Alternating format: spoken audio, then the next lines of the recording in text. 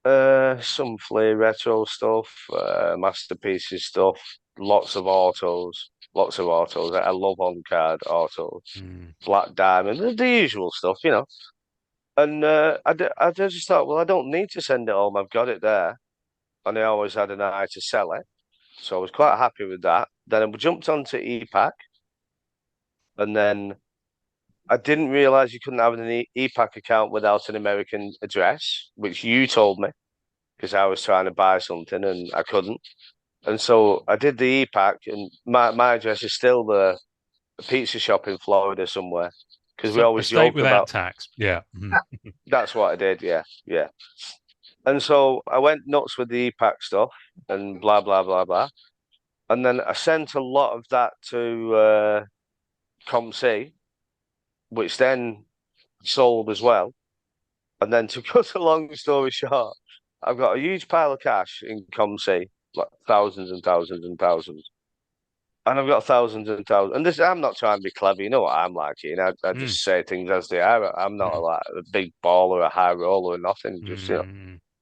And then it came to sending them over from ComC, and you're doing the sleeves and the blah blah blah. And I didn't have any American friends at the time, so I sent an order over, which was I think the value was $5,000, basically. So the order came over, took months and months and months because I wasn't going to pay the most expensive shipping. Got into British Customs, ends up in London, goes to Coventry, they always end up. It was there for, I bet a month. And I'm constantly ringing and they're saying, oh, we don't know. And things, it's like $5,000 or pounds, you know, it's not that much dissimilar. And eventually it did come. And I opened it, I thought, oh, thank the Lord, everything's come, everything's all right. And then the second time I did a ComC hit, it was another $5,000 hit. Sent that home, and this is where I fucked up. So I sent that home, and I sent the values. So the tax on the first $5,000 was 500 quid. That was everything done. The second $5,000, they charged me 900 quid.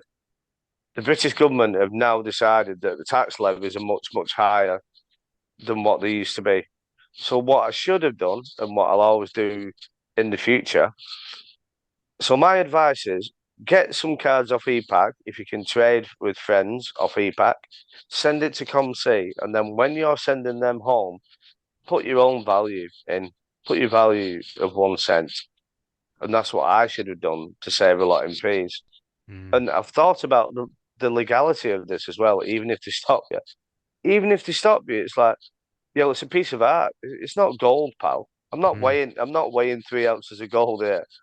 It's a trading card, and that could be worth $100 or $1, depending on whatever climate that was, changed from week to week. You know what I mean? But yeah, so that cost me a fortune. And what I should have done, which you know now, I use Nathan True Blue Collectibles as my mule.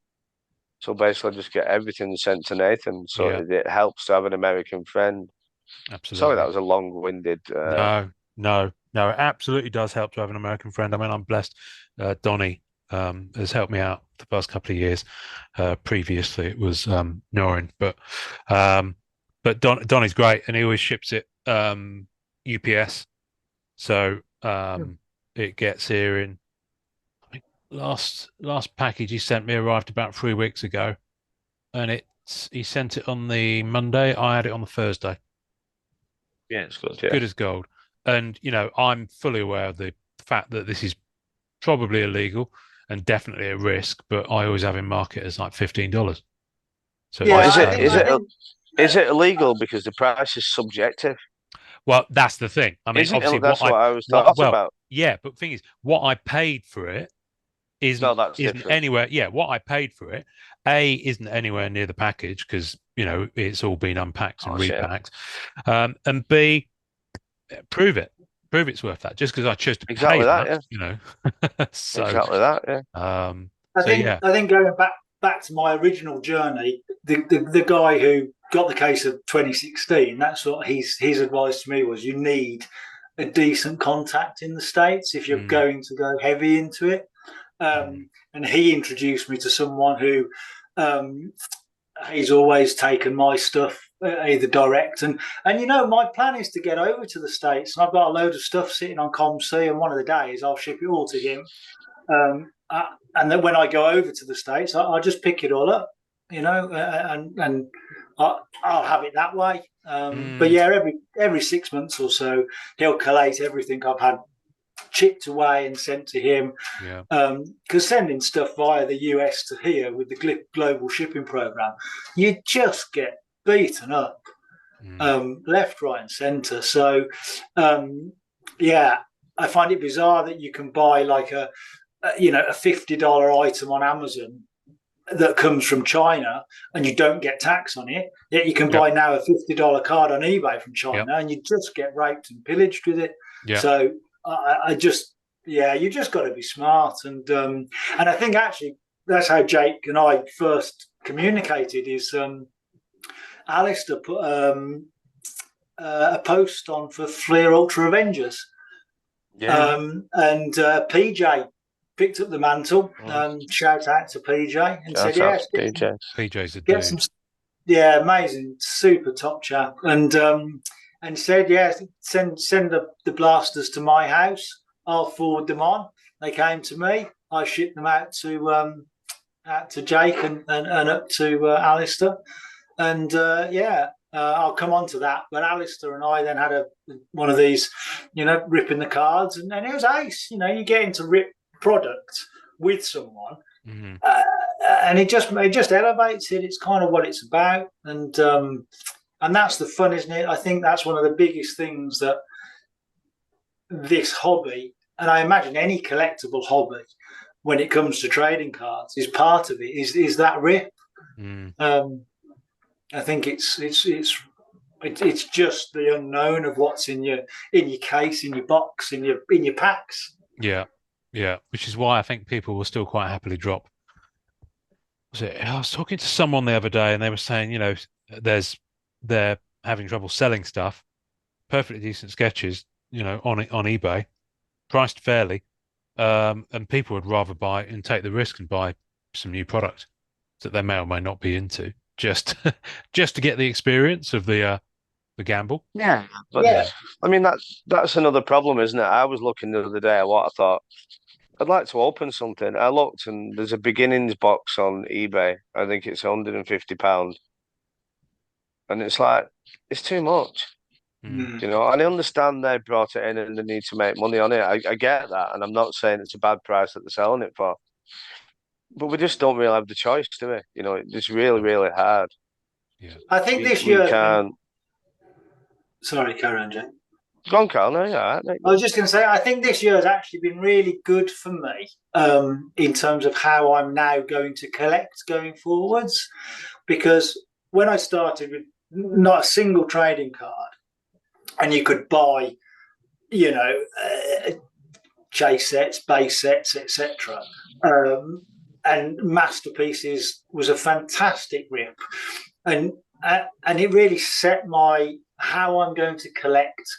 So for me, and it's kind of gone full circle. So I went down the road of a case, and that art and the parallels within that drove my collection. It showed how I was going to collect that set. And then this year, with the sheer amount of product that we've had, it's been really easy to avoid stuff. I did a box of Allure with a rip via David Adams, an online one. That got shipped over to the UK. It was $250 box. I got hit with 40 quid's worth of taxes and stuff, and I got the cards in hand, and I just thought, meh, I don't like them. I don't like the character actor-led stuff. And it was great to do the rip, because it just meant that I can just stay away from that. Original art for me is massive now. Fleer Ultra Avengers, is it a set I could have taken it or left it now? I love Spider-Man Metal. I thought it was a great set. probably overpriced, I think, in reality. But we all know the reasons why it got hyped and no product and yada yada yada. And I think the product now is suffering, or the values are suffering because of that event. And so for me now, it's really I'm going to choose specifically what I'm looking for with the art that I like, and I'm only going to buy cases. And so I literally recently had a case of that turn up. Oh, what if? And whether or not I'm going to make my money back, I don't really care. But I've spent 2 weeks. That's the point, isn't it? Yeah, absolutely. I've spent 2 weeks ripping this. I've still got I still got one sealed box left, which nice. I'll tear into. And the collation's been amazing in this. I have to say, and this box, I can almost guarantee, if the collation is spot on, has got a black diamond in it. Oh, don't tease me.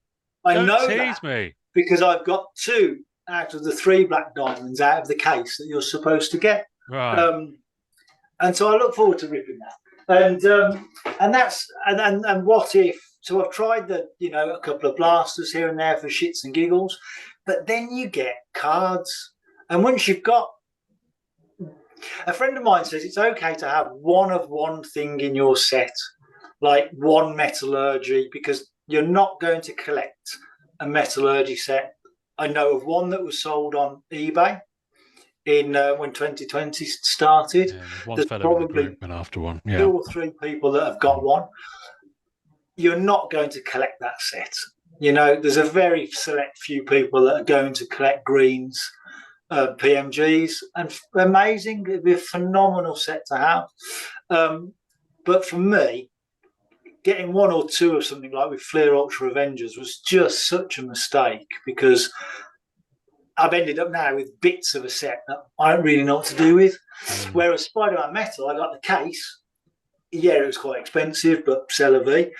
And then you go, right, I'm going to do this, I'm going to do that, and then you just drop onto ComC, pick up your singles, pick up your big characters early, before they all get hoovered up.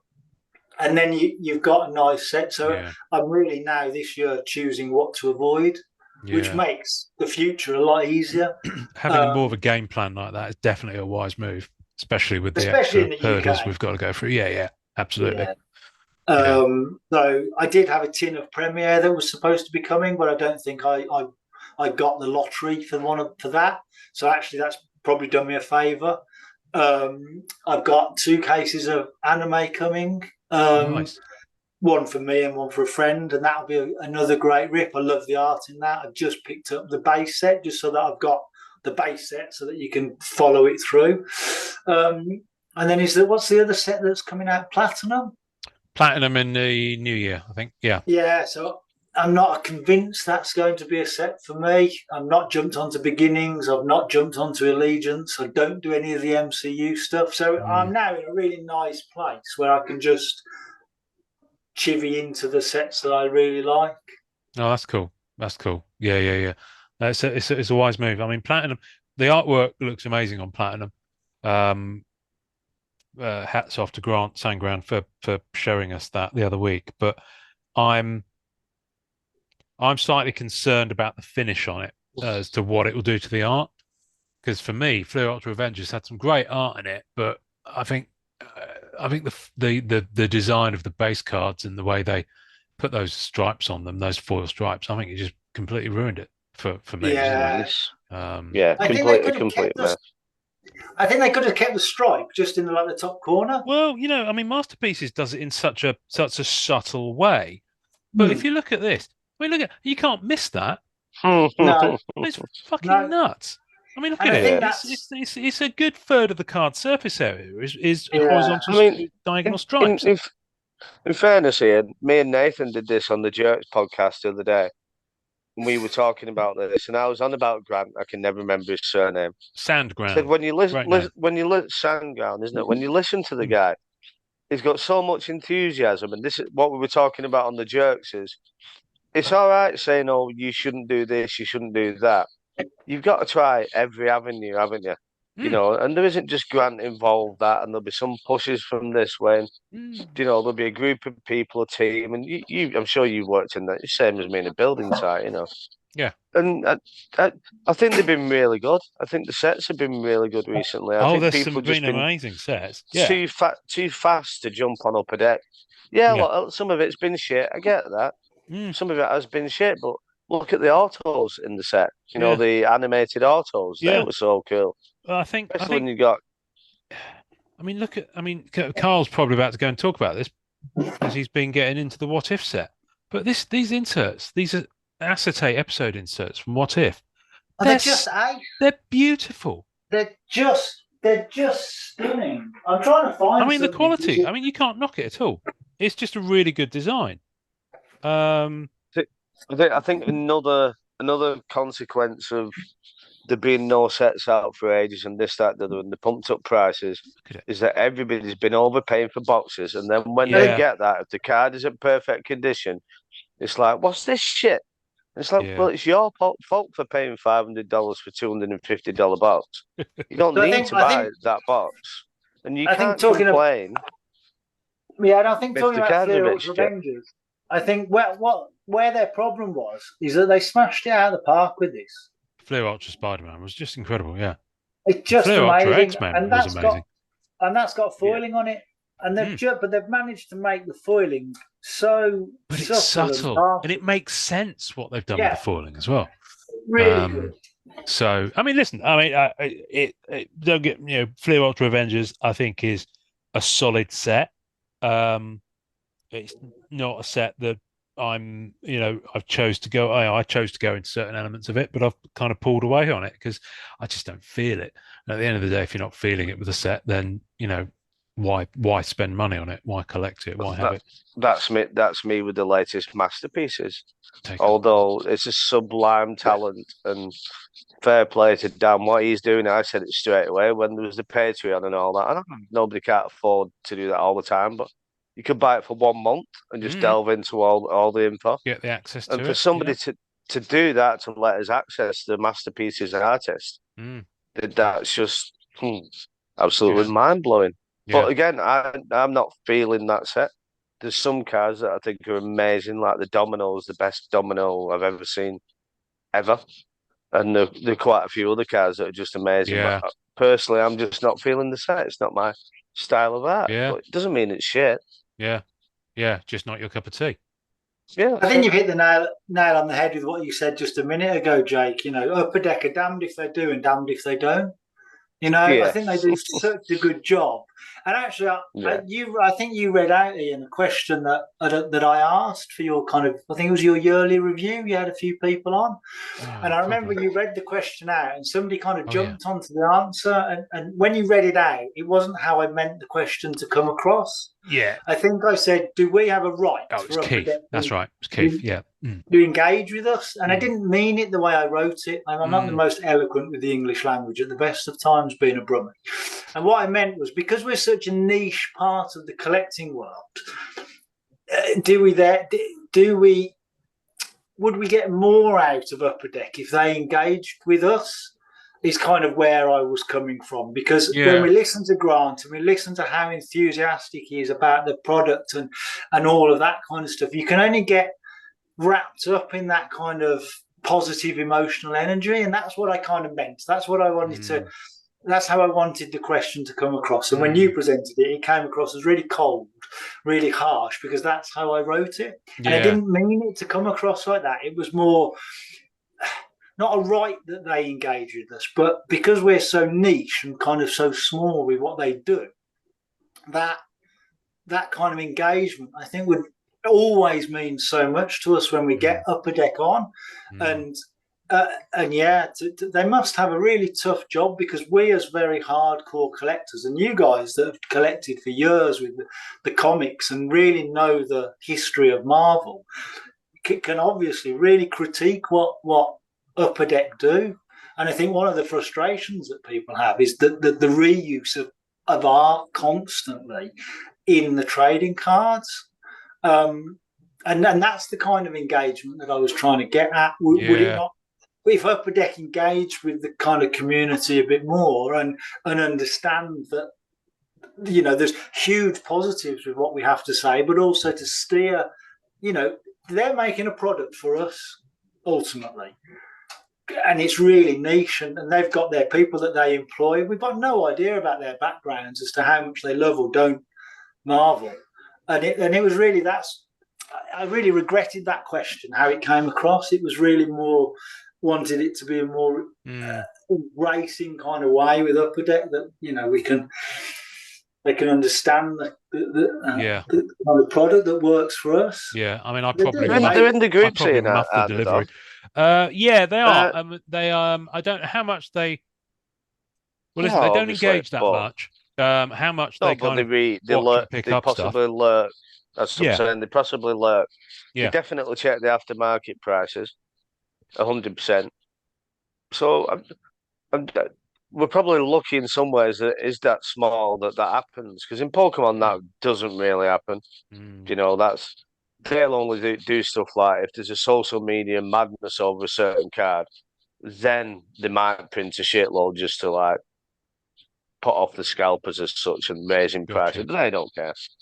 Tops, I don't think Tops really care. They do what they want. Panini, I don't think they care. They're printing everything into the ground in America, aren't they? I've been doing for quite a while. Fanatics, I don't think they really care. I couldn't imagine. And I don't know about these companies too much.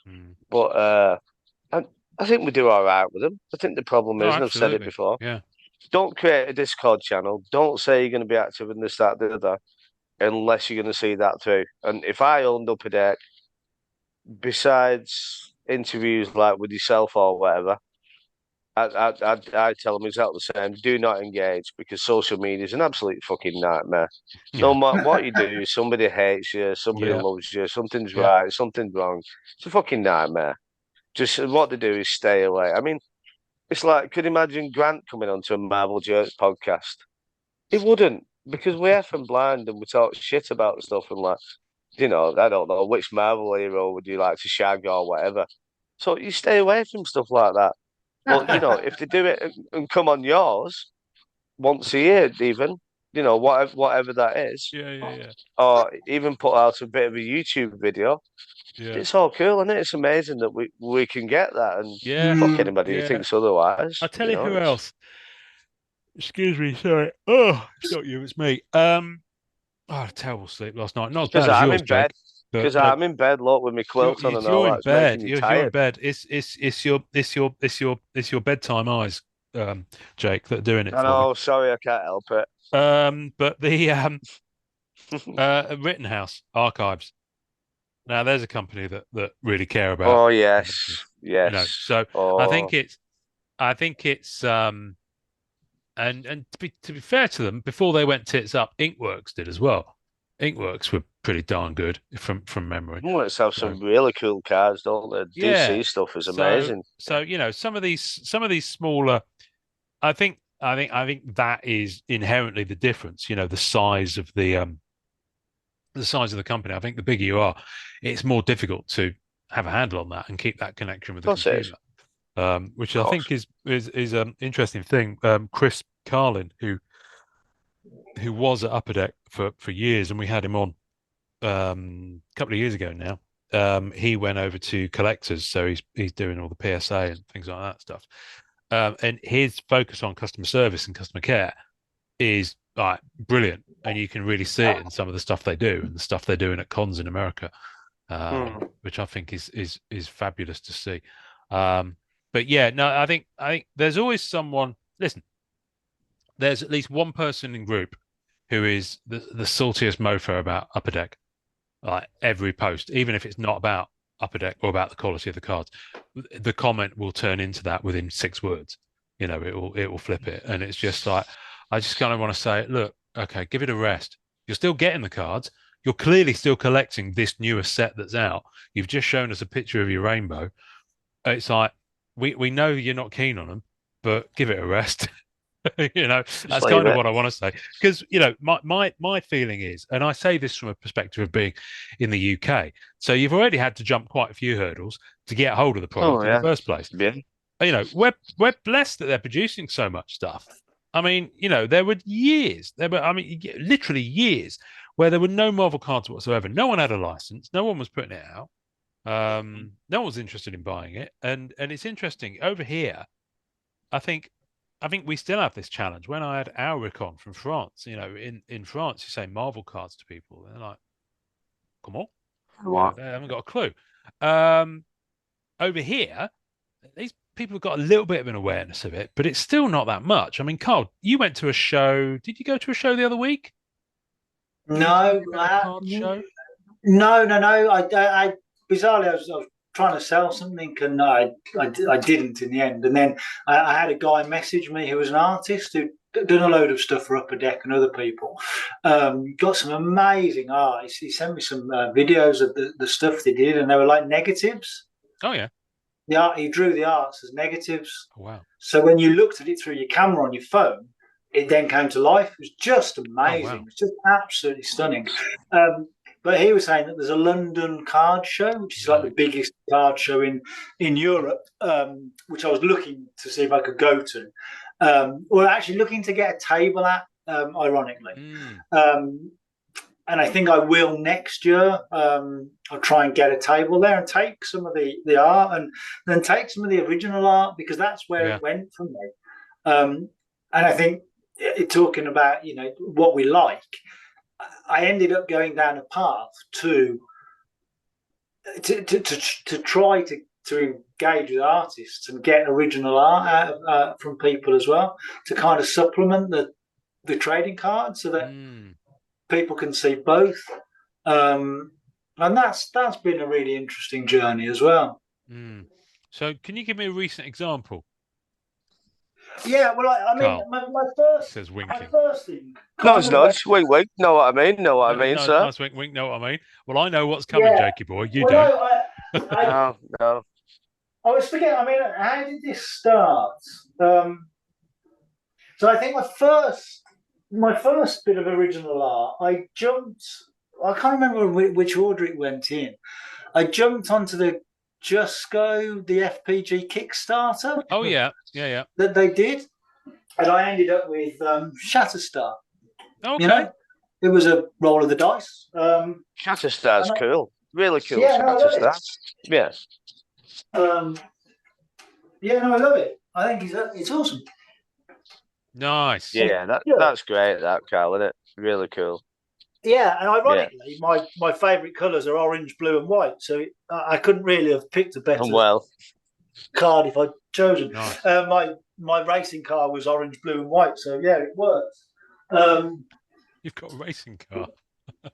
And then, well, you know, us property developers, you know, you've got to spend your money. Yeah, you're Flash, you know, coming in here, waving your wad around, you know, loads of money. And then, so I just thought that was a great introduction to it. And then I stumbled across Kirby's, is it Kirby's? Oh, Annabelle Kirby. Annabelle. Yeah, Kirby's comic art or something. Yeah. Yeah. And so I picked up one of this year's Unbound pieces. Oh, yes, because she reps Freddie in, that's right. Yeah. And it's out with the framers at the minute. So, yeah, I don't have that to hand. And it sort of went on from there. And when we sat down and chatted, you showed me your Dave Palumbo piece. Yeah, I brought along my cat collection box. Yeah. Went out the house. And then obviously, and so in this box here, I haven't opened it. It's a big box. I have. Hopefully, it's not been opened by some tow rag at Coventry Customs and replaced with something else. I did a commission. Nice. I haven't opened this. Obviously, I've seen it, but I haven't. Saving it for this, weren't you? I was saving Bless it you. for this. This is a very sharp knife. Now here's a perfect example of parcel anxiety. And it is. And you talk about customs, and in the UK we've got two channels. It goes through Heathrow, or it goes through Coventry, as Jake alluded to. Now, if it goes through Heathrow, you have no problems whatsoever. None. It's like they're so busy. I beg to differ. Oh, really? Yeah, I've had yeah, I problems think before. it's. I have too. like Yeah. 1 in every 5 you have not a problem with, but they're slow. Whereas in Coventry, it's every single parcel. Every single parcel gets held up, and this must have been in customs for I don't know. Well, FedEx for me comes in via Stansted, and sometimes they're a bit slow. So I think it's just a case of sheer weight, for want of a better word. At the time. Yeah, exactly, and also who's on duty at the time, because you definitely get jobs worths. I remember when I had a lot of stuff coming in pre-COVID, I could tell the handwriting on the documentation that came in, that it had been the same person who was grabbing stuff. My card was marked. That's it, basically. They know, don't they? They're looking, thinking somebody's noticed. They definitely have a flag list. If it's going to this address, it flags up. Yeah. So I don't know where I've put anything there. I watch your podcasts, Ian, and I feel like when you put something down and you're like, oh, hang on, what have I done with it? That's me at this moment. Right, yeah, tell me about it. This studio is a shithole, quite frankly. I'll have to empty everything. In fact, I will have to, because the builders are coming back. Empty everything out and start again. So, this all came that's about. no fun. This all came about bizarrely through. You talk about how the tenuous links as to how things happen. This came about on the back of Fleer Ultra Avengers. Right. Because this is where Jake and I had our boxes come in. And then when I had my video session with Alistair, he showed me a little piece he had done, commissioned done by Dave Palumbo. And I was like, oh, wow, Dave would do commissions. And the price that he charged for doing that piece for Alistair was just such good value. It was just amazing. And it all came about because, as most people know, I was sent that. Lift up a bit. Scale, isn't it?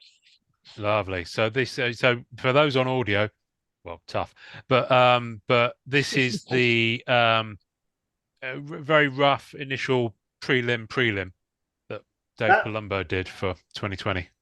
Yeah, that he raffled in group, didn't he? And to hit that, sold them as blind spots.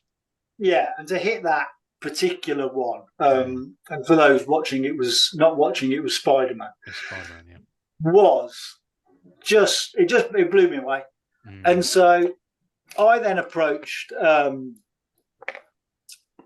Palumbo to do me a commission. And as part of that, he very graciously, I got all of these sent to his house, and he very kindly signed one of each of the 4 base cards. That's a base card. Nice. So I've got the base, the gold signature, the preliminary art, and the what if, signed by Dave. And that's just, a huge thank you to him. He didn't have to. He was just a joy to work with. And so those 4 cards will get displayed with that. Nice. So you can see the journey from that card, from that sketch to those cards. And I hope that does that piece justice when it's done. And I'll share that when it's finished. But yeah, I'm really stoked. But anyway, I've got a box here which is full of wrapping. And it appears that it's in one piece. Okay, nice bubble wrap. Nice big. You've done well. Yeah. Yeah, again. To the man himself. Oh gosh. This is like the most. One piece is a start. You guys are going to have to keep talking. I've got more bubble wrap than. No, well, keep talking. I mean, if anyone on the listening wants to buy some really good green bubble wrap, Dave Palumbo is clearly a man for that. So hit him up at davesbubblewrap.com. Did he sign the bubble? Did he sign the bubble wrap? Has he signed? No, I don't think. If he's not signed the bubble wrap, I'd be putting in the complaint. Wait a minute, you signed the cards. Exactly. You couldn't be asked signing the bubble wrap, Dave. It's like, what's wrong with you? otherwise known Palumbo's Poppers is the other company he should get going. And so you can reach out to these guys and they'll you see some of the sketch card artists have got years before they can do you a commission. So this is what I had done. Here we go. Oh, that's amazing. It's amazing, That's Venom versus Spider-Man. Yeah. Wow. And it is. I mean, I haven't seen it in hand. That was the unveiling, and wow, that's amazing. Yeah. Congratulations. The building in the background and everything there, it's just like full of detail. Yeah, and what's so nice is the fact that that was the brief that I gave him, and it was a joy to work with on it, an absolute joy. And I'd done some very loose sketches as to the kind of what I wanted specifically, because you don't see any battles of that perspective. No. I haven't seen really, no. They're all side on. Pull it away just a bit more, just so that we can see the full top to bottom. That's just amazing. That's really good. Cool, Look at that. Wow. I love it. And you know what? What I love is his Spider-Gwen from the Platinum set that's coming up. It's got that similar kind of perspective and also color palette for the background with the buildings as well. So it's clearly they feel like kind of sibling pieces. If you like. That was all Carl's idea. Carl's going to take credit for that when it comes out, just because I did that. Me and my mate Dave. I told Dave, "You want to get that Spider-Gwen sorted, pal?" Well, the last one was creatively blocked, and then you commissioned him, and he's like, all of a sudden, I know what I'm doing for Marvel Platinum. Brilliant. Look at this now. Carl sorted me out. I'm a master. He's like human laxative. Look at this. Yeah. So that's I feel quite pleased with that, mate. That's amazing. Well done. Yeah, really cool.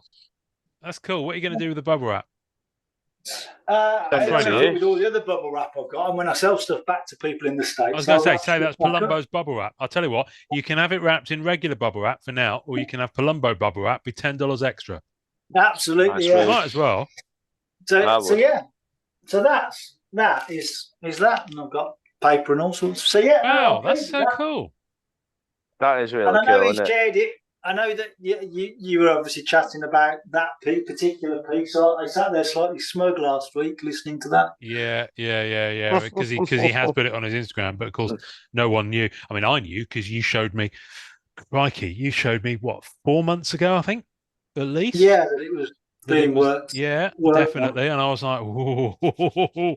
So thank you. I appreciate you holding on because I know you've had that box sat up there.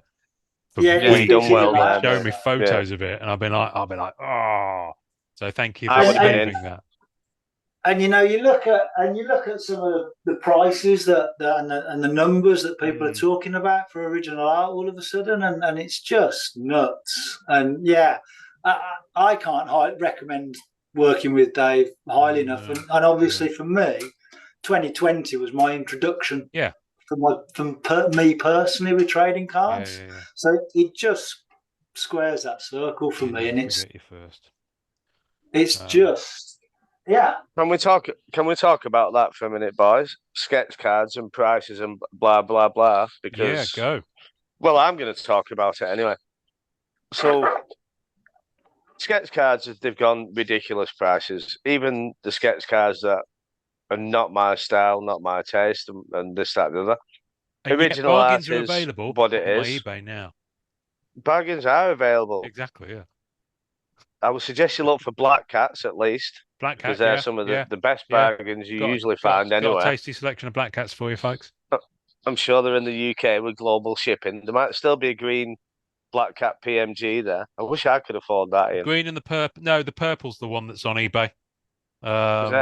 I've got it on there as my. Yes, I know the market's low at the moment, but this is my price. Yeah, of course, yeah. And if someone wants it, but someone wants it. What I want to talk about is I don't have many sketch cards actually. I have a few here and there. The ones I like are so badly overpriced.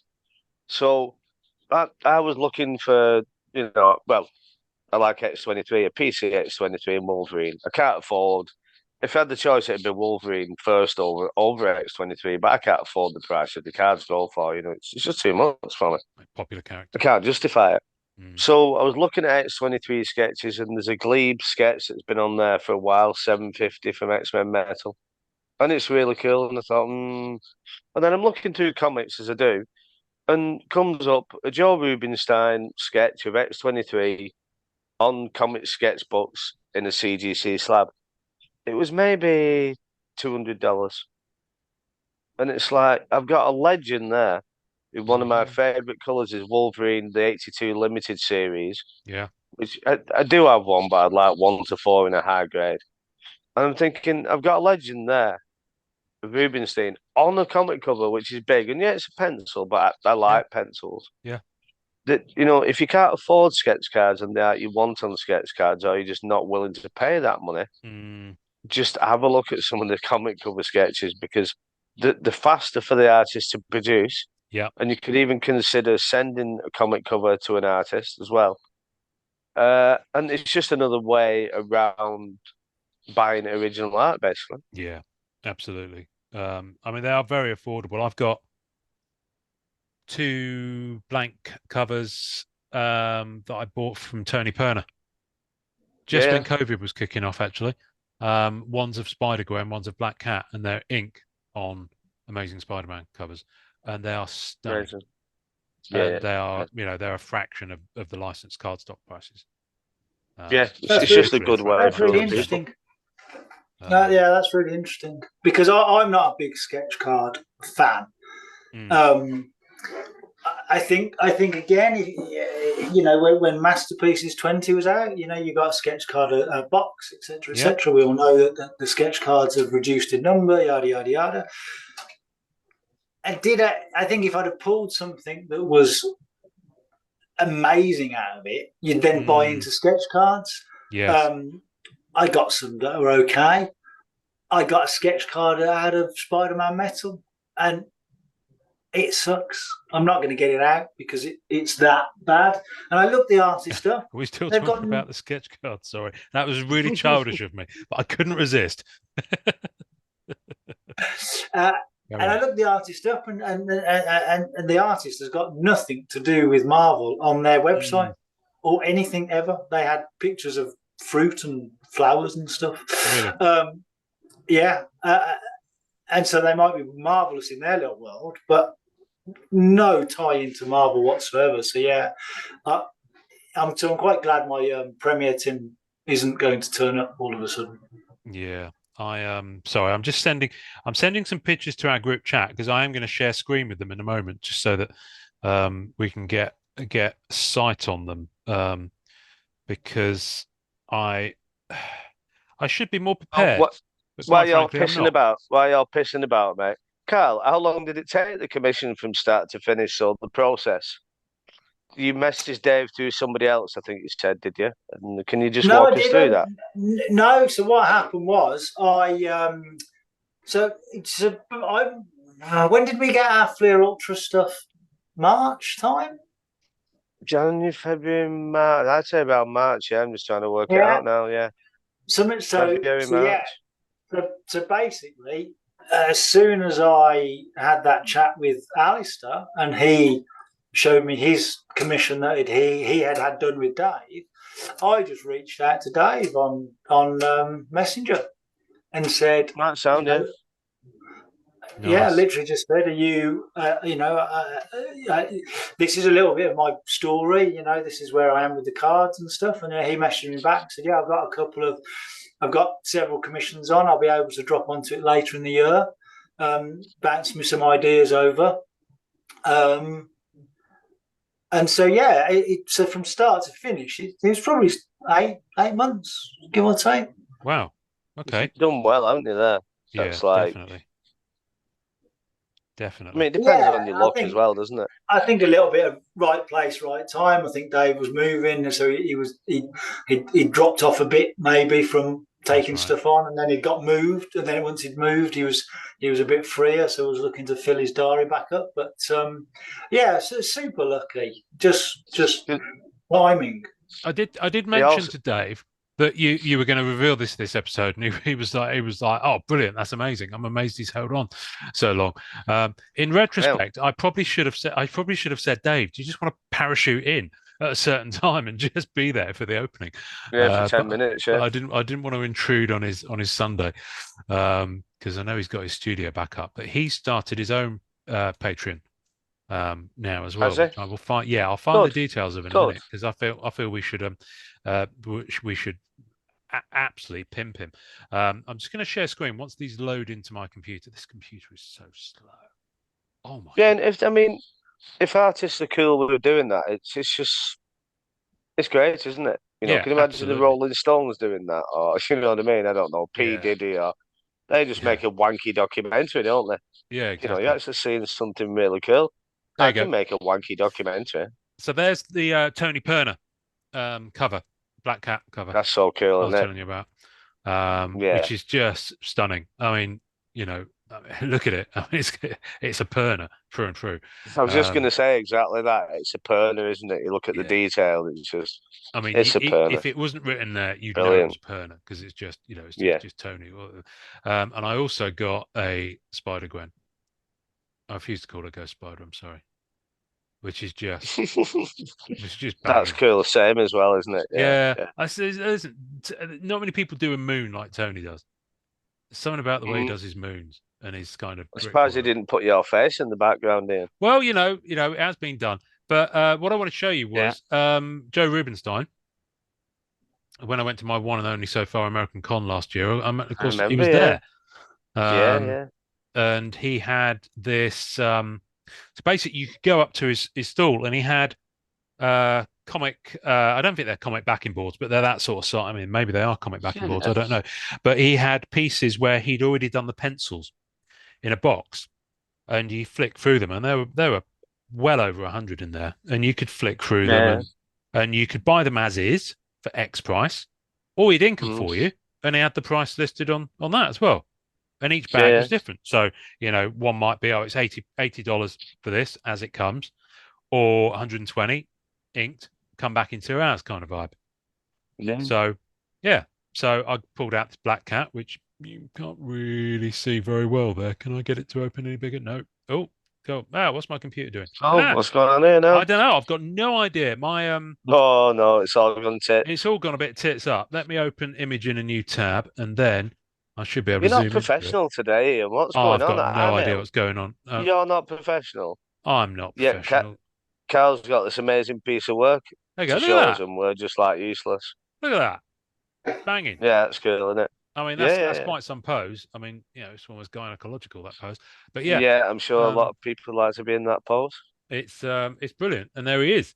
He was such a dry curmudgeonly sense of humor. It was brilliant.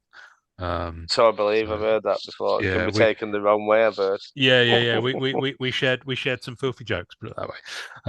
But no.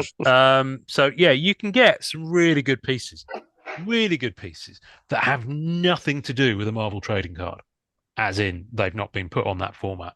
Banging price.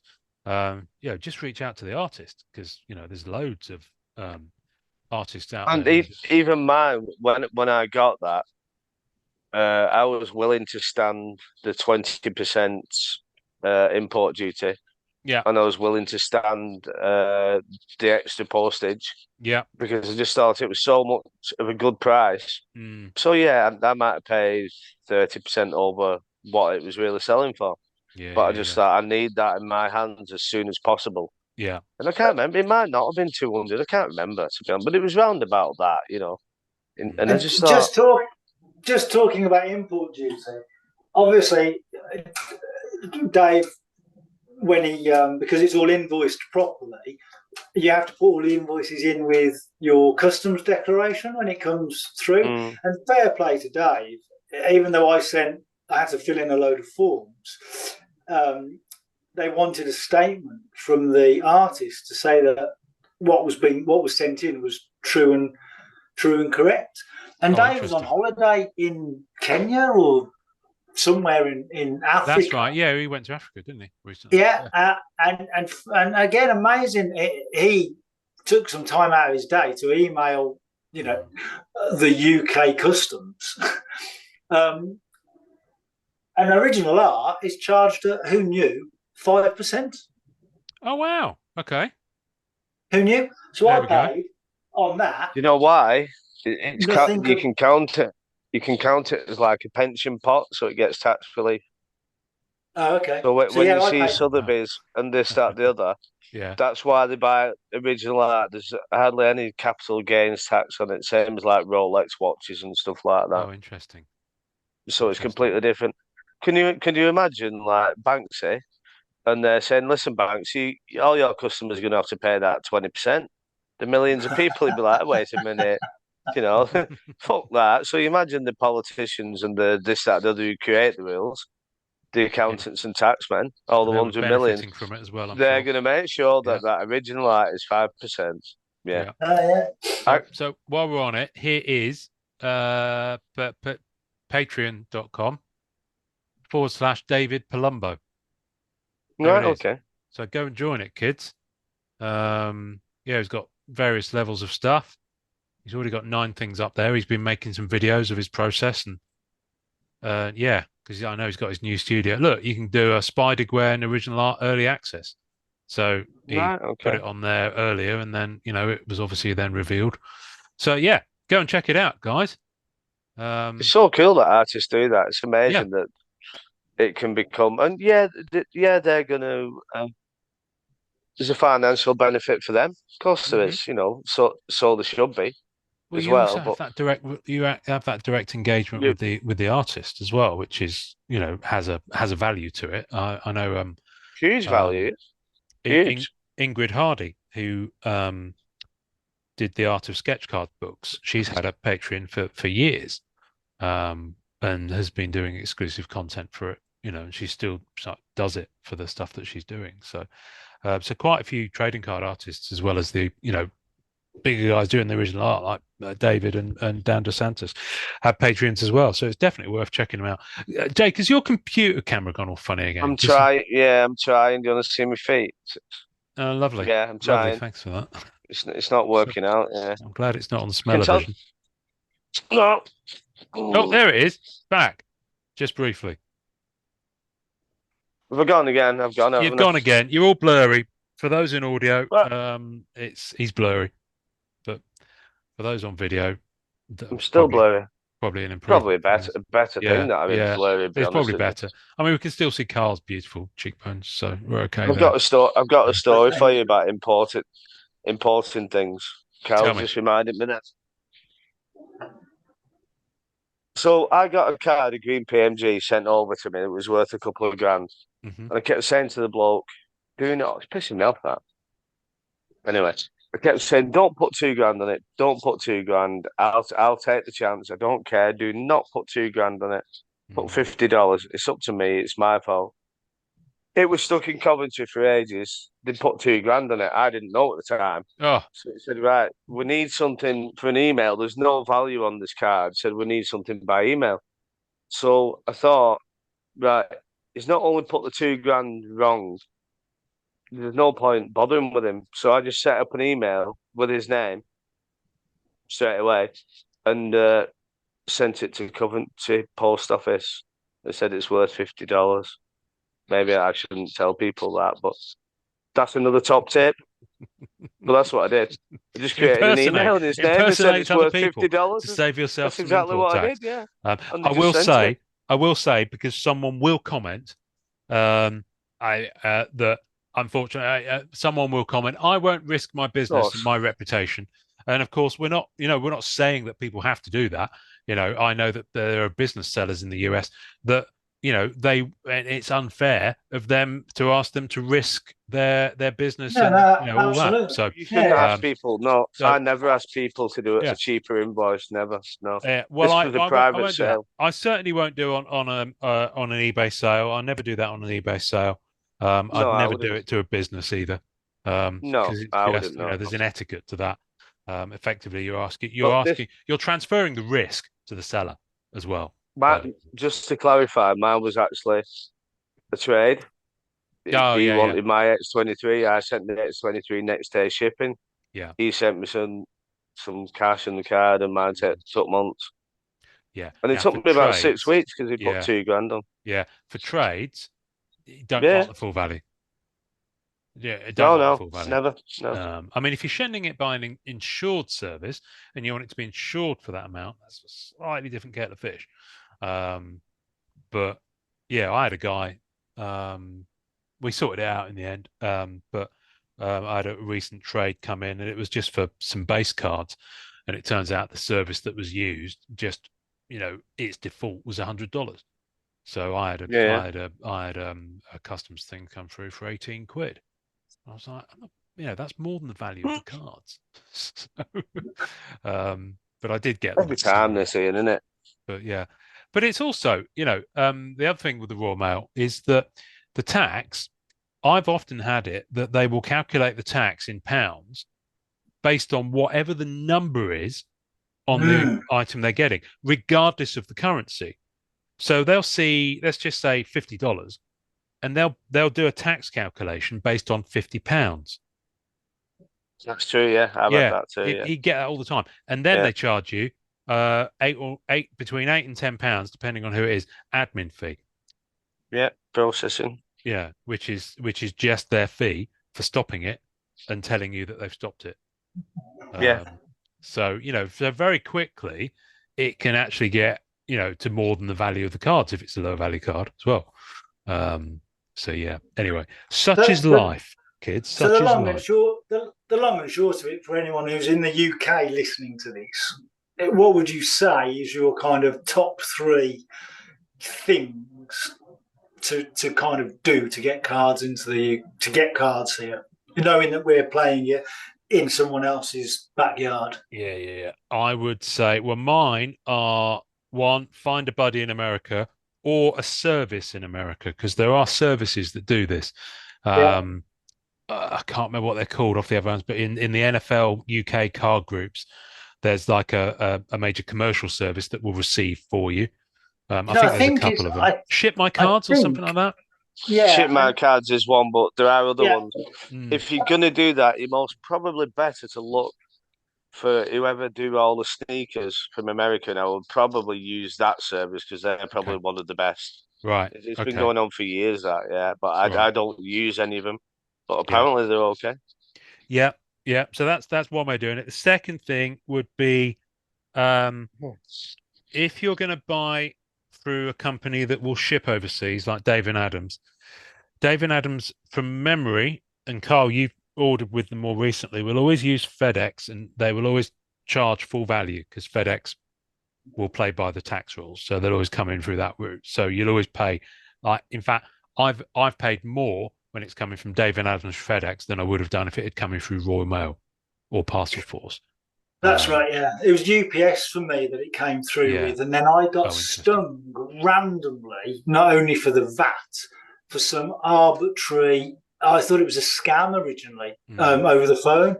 I got stung for another couple of £100 for another 10% because trading cards fell under some random category for shipping. So it was like a 30% duty on it. But because I'm assuming that you, Dave and Adams, you're not getting the tax back from the States. No.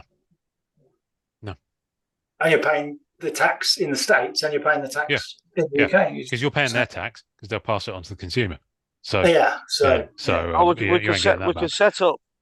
could set up an import-export company between us. Then when they come in, we pretend we're exporting them. Then we don't have to pay any VAT. You've got it all sorted. You've got it all sorted. Absolutely. And you're well versed in that, Jake, with the Pokemon as well. So yeah. If you're going to do EPAC or ComC, have it set up with an address in a US state that pays no tax. Because for the first year or so I was on EPAC, I had it registered at someone's address, a mate of mine, and it was a state where there was tax. So I was paying more for every EPAC purchase than I needed to, just because the address I had registered. So I moved it to a New Hampshire address of friends of ours, which I still use, even though they don't live there anymore. But I have to remember when I'm going to ship stuff from ComC, which doesn't happen that often, I have to remember to swap the addresses over. That's So basically, anyone who doesn't know, I've done it with cards I've got on ComC and I've sold to people through the groups or whichever. And when you send the package from ComC, any cards, you can send those cards to any address. Yeah. Within the US. Yeah. ComC you can send anywhere globally. EPAC you can't. So if you're going to ship from EPAC, So if you're in the UK and you're on EPAC, move the cards to ComC and then have them. Then you have the option to have them shipped to you in the UK because ComC will ship globally. But the EPAC, because Upper Deck's license is for the North American market, you can't register a UK address with EPAC to purchase or to have cards shipped to you. So, and so I think that's two pieces of advice. My third piece of advice would be to network, be in the groups, speak to people in America, or wherever they live, talking stuff, because that's how you build up stuff. There's very few of us in the UK. I mean, there's us three. There's Alistair, Al Wilson. There's Gingy. I don't know how much Gingy collects, but I know I don't know what he collects. Not much. Not too much at the minute. And there are other people within the UK scene, as your mate Carl, but he's got no social media presence. Romy, bless him, has now passed away early this year. So there are few and far between in the UK. I've seen folks come into the hobby in the UK. There's Daniel in London, Daniel Barker. But I've seen for that half a dozen people, I've seen the same number come into the hobby in the last 2 years and then bounce out again because they just didn't have. They just got frustrated with it, or it's just too difficult, whatever. So it is one of those things. You're buying an American product, an American art form. And now, rewind 10 years, Rittenhouse stuff you could get over here same week of release. Oh, really? Wow. Yeah, Rittenhouse stuff would come in no problem. But yeah, I used to get cases of when I was buying cases from Rittenhouse stuff. I got Dangerous Divas, Marvel 70th through a UK dealer called Derek's Trading Cards. He still does actually display at the London comic marts that happen at the Royal National Hotel in Russell Square every 2 months. And they're primarily comics, but he's always rocked up and displayed trading cards of all different stripes, not just Marvel. But even now, as a UK trader, he couldn't get US product without jumping through hoops. There is a dealer on eBay, based in the northwest, Time to Sell Surplus. How they get stuff in from America, I don't know. I've had some interesting experiences with them over the years, and my feelings about them are on MCCW, so I won't repeat them here. But yeah, they do get stuff in pretty quickly, but there was a premium to it. I do have a question. I don't know whether or not you'll know the answer to this, but do you think there's any chance of Upper Deck getting a license here now that we're not in break? Now that we're obviously we're not in Europe per se. To be honest with you, I don't think one has anything to do with the other necessarily. Does it not? No, I think France could be within or without Europe. It's considered as we are still on the continent. We're still part of the continent of Europe. So you've got to think of it from that kind of lens. It's about territories rather than political jurisdictions, I think. Although you have just said there are about 6 people in the UK that collect. Well, yeah, at the moment, certainly. Sorry, Jake. There won't be the revenue. Let's be honest about it. Yeah. I mean, even in America, there wasn't really. There isn't a huge revenue. I know you see all the openings and all the prices and this, that, the other, and blah blah blah. It's tiny. Marvel, even in the US, it's tiny. There just won't ever be the revenue for that to happen, and people can build it up as much as they want and blah blah blah. Compare it to sports cards and let's have it this, that, the other. It's a long, long way from being anything like that, isn't it? So I just can't see it It's coming still a niche thing. to And the you know EU. what? It's not a bad thing that it's a niche thing. Yes, No. we all want to grow the hobby, but we're never going to be the size of the Star Wars scene. We're never going to be the size of the sports scene. Absolutely, it's just no. It's just not going to happen. I'm sorry. Well, why do you think that is, Ian? Do you think that's because we with the sports scene, you've always got the next big rookie, haven't you? Yeah. You've always got kids coming through, and Yeah. that very first trading card of the person who's going to be the MVP at the Super Bowl or what, yada yada yada. Yeah. With Marvel and even with Star Wars, you see that with when they bring the new characters in that get some real traction, like Ahsoka and things. With Marvel, you're almost there's nowhere for it to grow. Really, is there from a character development? I know they've gone down the road with the multiverse with Spider-Man, and bizarrely, I watched Spider-Man last night. The Across the Spider-Verse, and it's just brilliant. The second one or the first? Yeah, the second one. Second one, bonkers. It's just brilliant, but bonkers. And that's where you can see it going, can't you? With the What If and the MCU and. But there's no new characters, are there? Everybody wants really 3 or 4 of the characters, don't they? I think. Listen, it's the thing is with sports stuff. It's there, and it's very much sports crosses over into cultural and tribalism. So it's very much like people feel an ownership and a kinship. There's that fandom with football. Hence season tickets. People do that sort of thing. With something like comics and cards, it's a ephemeral thing. It's a throwaway thing. You may come across it growing up. You may not. It might be a case of you're out with little Timmy and he goes left into the My Little Pony aisle rather than he goes right into the Pokemon aisle. It could be as arbitrary as that because he's not immersed in it. It's not everywhere. When's the last time? And I will say this even to people in America. When's the last time you saw an ad on television for Marvel trading cards? Whenever. Because it doesn't happen. No. The people who make them won't spend that money because that's not, it's not a wide reach demographic. Now, to be fair, you won't ever have seen that probably for a Star Wars trading card product either. I don't know if they do advertising for sports cards in America, but the thing is, and here's the rub, they don't have to because the awareness is already there. People know they exist. Sports card shops are everywhere in America. Because it is an Americana thing, baseball cards been around since what 30s, 40s, easily. Yeah. So, it's woven into the DNA of something that is a thing. A baseball card is as big a thing as a baseball mitt. I mean, there was a movie. It wasn't a very good movie, Kevin Smith movie called Cop Out, and it was all about a character. I think Bruce Willis was in it. It's all about a character who'd had a really valuable trading card stolen. It was a baseball card. So, if the concept of the thing is big enough that a movie plot can hinge on it, game on. You're never going to have a challenge to have the cut through with that. But no one's ever going to do a movie with Bruce. I mean, well, not with Bruce Willis because obviously he's got his health problems. But with Mr. A-list movie star, the next Bruce Willis, you're never going to have a movie where someone's Marvel masterpiece's double impact is stolen.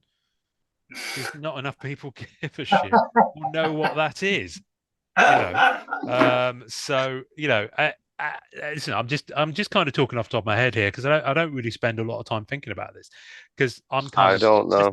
I'm happy with the boat that I'm in with this, and the more people that are in the boat, great. But I think there are peaks and troughs to it, and as many people as are perceived to be coming into the hobby right now, I'm pretty sure that as many people are leaving. I know there's some people who've been in the group for years who've gone over the last year who've got massive collections. That's not to say they've stopped collecting, but I think they are they are, as many people are turned off by the state of the hobby as it is today, as are entranced and attracted by it. And that's not a bad thing. You'll always have that churn. You have that churn in everything. You have that churn with Disney. My kid's now getting to an age where she's less keen on Mickey and Minnie. Yeah, of course. She's aging out. People go through phases. It's fine. It's just the evolution of the hobby, isn't it? Or even the devolution of the hobby, whichever it is, it'll constantly change. Yeah. And if it didn't, it'd be boring. Well, yeah. You kind of, it will shed its skin. There will be new people in the hobby talking about the hobby next month, the month after, next year. There'll be new content creators talking about the hobby. There'll be fewer content creators talking about the hobby. How long will this podcast go on for? I don't know. I think there's going to be stuff to talk about for ages, but how long I want to do it is another issue. It kind of doesn't matter, does it, to a point? Because one of the beautiful things about this hobby is kind of how engaging it can be with the people that produce the stuff. Yeah, and I think for this hobby specifically, that's what's really nice about it. And with Upper Deck engaging the way they do with you and coming on every now and again and keeping that kind of enthusiasm for the releases that are upcoming is great, because I haven't got a clue what's coming next year. No, I can't get excited about anything next year because I have no idea what's coming. Nothing. We've had all of this. February. Yeah, we've had so much this year, haven't we? I mean, I know we've got a new Flare coming next year. Yeah, there is. There'll be a new Flare next year. I don't think they'll release Masterpieces next year. I know Masterpieces 22 was a year late, but that I think they'll push what would have been 24. People always assume, because it's never actually really been stated, I don't think, that it is a 2-year cycle thing. It doesn't have to be. It'll be when it's ready, I guess. So, I mean, unless they've said it on another piece of content I haven't seen, but I always got the impression from them that it was, yes, they aim for an every 2-year thing, but if they miss it, as they did with, this year with COVID, and it came out a year later, it's not a bad thing. It's worth waiting for. What else next year? Fleer Ultra Wolverine. Midnight Suns apparently is due, but Grant didn't mention it, so I'm not sure. Might slip through his cracks. Fleer Ultra Wolverine. I know Fleer Ultra Fantastic Four has been mooted. 4, yeah. So there's stuff coming. I'm sure they'll do more. Annual. Unbound. There'll be always Unbound, annual. There'll be annual. Unbound. So there's stuff that's going to carry on. Definitely, there'll be more metal sets. Oh my giddy aunt, yeah. Yeah. What's the next metal set? I saw some sketch card blanks. I did, I can't remember. I can't remember what it was now. Anyway, I saw it. There's stuff coming. Yeah, that's it. Avengers metal. Yeah, pretty sure that was it. So there's stuff around. I mean, listen, I don't know about you, but I pray for a day when Black Cat won't be in a set so I could have a little rest, because right, there's drunkenly stumbling around the ring. I mean, to be fair, she wasn't in the last 3 boxes I've opened, which I can see here, which is What If, Allegiance, and Loki. She wasn't in any of those, so I am getting my wish, much as it may seem like I'm protesting too much. But yeah, I know what you mean, Carl. It's difficult to kind of set your long range radar a little bit on that front, because if you're not into MCU, it's not as if you can say, oh, we know there's MCU product X coming up, therefore I'll get excited for the trading card set that will come a year later or whenever it will be. So yeah, tricky one that. What's the future for you, Jake, in terms of because I know you're X23, but I don't know. You don't strike me as a character collector who's got a list of X23 cards tucked away like some of us crazy mofos. Do you just get what catches your eye? Or is it a long term? I get what I like, yeah. If there's artwork I don't like, I don't care about it. I'm not. You don't have to. It's got to be something I like. No, I don't get the urge. I collect multiples, don't I? Yeah. So I like multiple sets or multiple cards of the same image, just the way I am. I've been delving more into comics recently, to be honest with you. I've just got a bit exhausted with all the card drama and this, that, the other. Not the sets, just the drama. So I've been looking more at comics and that, and I've got that Blade Runner. enjoy. That reminds me. Enjoy my base cards. Oh yeah, cheers for that, mate, as well. Yeah. If you know anyone who wants to buy a pretty decent sized comic collection with loads of Spider-Man in, let me know. Because I'm offloading all of it. Shame I'm not a Spider-Man guy. Yeah. I'm not a comic guy. Yeah. No. But if you know someone who is, send him my way. I tell you what I did get, and this is a little bit random and stuff, but I did pick up this. Oh, what is that? Which is the New Zealand Mint. Amazing Spider-Man 15. Is it like a metal card? Yeah, it's like it's a copy of the comic. I mean, I can't get the damn thing out now, but yeah, so it's a little tiny $2 coin. What? So that's a coin. That's a coin Is that legal tender in New Zealand? Yeah. And they do these little tiny coins. Oh, and so they've got all sorts. They've got Star Wars. They've got all sorts. New Zealand mints. And so, I mean, this is tiny. This is like an inch by inch and a half at best.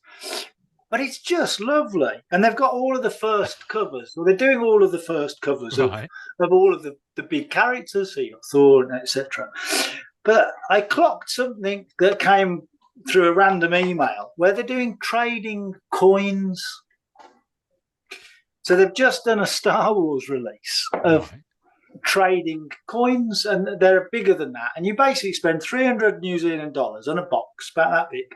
Right. And in it's got 2 coins, and they're trading cards. And they've just done a Marvel one, and there was 50 base cards, and there was 50 cards, and there was 99 of the first of the tier 1, and then 25 of tier 2, etc., etc. And there were 299 New Zealand dollars, and you get 2 in a box. Wow. They were sold out in about an hour. Oh, you're kidding me. Yeah, just sold out. And they had a limited edition solid gold coin, 1 of 10, that obviously people are chasing. So they were literally sold out almost straight away. Wow. Okay, this is new. So I mean, new to me. Google it yourself, folks. I'm no point in me putting a link on there if they're sold out at source. But wow, New Zealand Mint. Yeah, so the same as the Royal Mint, obviously. Okay. But in New Zealand, and they do all sorts. They do they just do all sorts of silver struck and gold struck, from anything from Indiana Jones to Star Wars to. And there's all sorts in there, all sorts on it. And they get cracking value, some of them on eBay, some of the second-hand stuff. Yeah, I thought so. Those Kiwis getting busy with it down there. There's another rabbit hole for you. And then, I do avoid that one. Yeah, me too. I do like. Oh, those, yes. These. Yes. They are lovely. Yeah.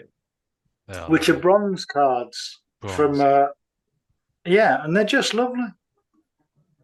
Are they the ones where there were 4 of them? There was a Cap, Thor, Hulk, Spidey, I think, and Fantastic Four and X-Men and stuff. Right, okay. And they're just lovely. Yeah, nice. It's just a cavern of delights. You're in there. Jake's on his sick bed. You're in this room with just like you're pulling treasure from every angle. I can just turn around and pick stuff up there. Left, right, and centre, and stuff, and you can go down the road of okay. Model cars. There we go. Is it a room where you literally you've had to step like between the gaps in all the stuff piled up to get to your chair? No, it's actually it's just a very organised room. It's all around outside. It's just what it is, really. But now it's an absolute bomb site because there's boxes and cards and. Well, you've just opened something very special live on air, so to speak. This is an absolute pigsty in here as well at the moment, but I wish I could show you something decent off the top of my hand, but it's all just like stuff everywhere. Literally everywhere. Stuff. I'm not getting off the couch to show you anything, so you've no chance. Well, the thing is, Jake, if you get off the couch to show anyone anything, you'll probably shit your pants. So there's a good chance, yeah. Because you've had stomach poisoning. So yeah, there's a good chance at the minute. Yeah, we won't wish that upon anyone. This episode will not be bleeped because, quite frankly, I can't be asked. What's up at Dave Palumbo at the top of the episode, guys? As the intro for the audio version. Yeah, I think so. Yeah, let's do that. Yeah, definitely. We've a lot of Dave Palumbo love over the last few episodes, and rightly so. Cool. All right, guys. I'm gonna bounce.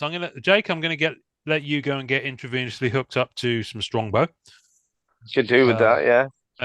Carl, are you going to go and have a nice wee dram now, just to soothe your spirits into the Sunday evening? Yeah, I think so. I think tidy this place up. I know, in fact, I think I'm going to get myself a coffee and I'm going to tear into that. Oh, nice! Your last box of that's cool.